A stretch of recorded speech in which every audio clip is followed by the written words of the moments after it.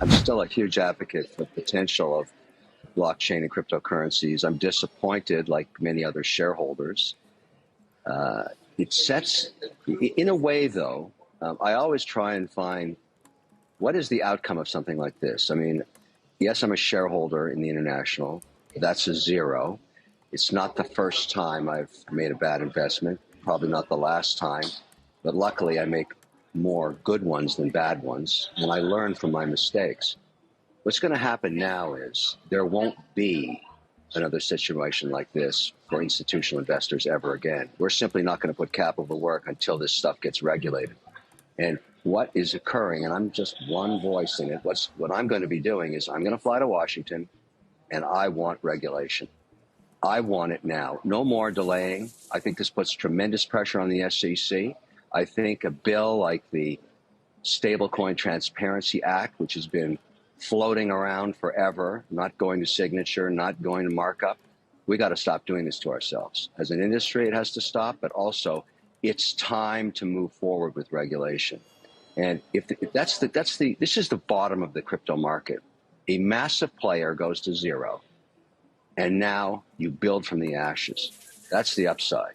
I am still going to invest in crypto. I lost money in the accounts there. They have a gate on them now. It doesn't stop me from buying more, and I'm going to do just that. I'm going to take advantage of the fact that most of these currencies and tokens and coins have absolutely been beaten into the ground as a result of this, and probably a buying opportunity. That's the way I look at it. I'd like to start with one thing. I don't think we can solve for every single asset in crypto. I want to do one thing, and that one thing is to pass the Stablecoin Transparency Act. One thing. Because that allows us to use the US dollar as a payment system.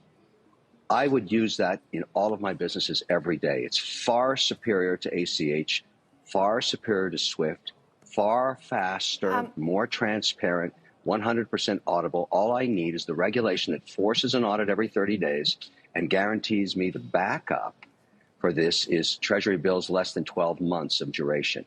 That's one thing. Very simple. That would signal to everybody around the world that the regulators here in the United States are taking crypto on, starting to put rules in place, putting the guardrails on. No one is going to play ball anymore in this space on an institutional level with serious capital till we get it done. I mean, look, I'm going to agree. It was a terrible investment, 100%, and I lost my money. I get it. I'm a diversified investor. I make mistakes. This is one of them. But I learn from my mistakes. This won't be happening again. If I'm going to put serious capital to work in a broker-dealer, in an exchange, it's going to be one that's regulated, that has transparency, and has the same rules of test that every other exchange that deals in stocks and bonds has. Because, everybody's saying the same thing. It's great to be a retail investor and trade a few $1,000s worth of crypto. And if that's what Binance is going to do, good for them.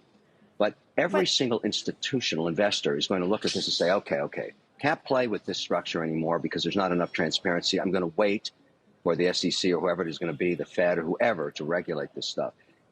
This is actually a turning point for this industry. It's a maturation for this industry. That's what's going to happen.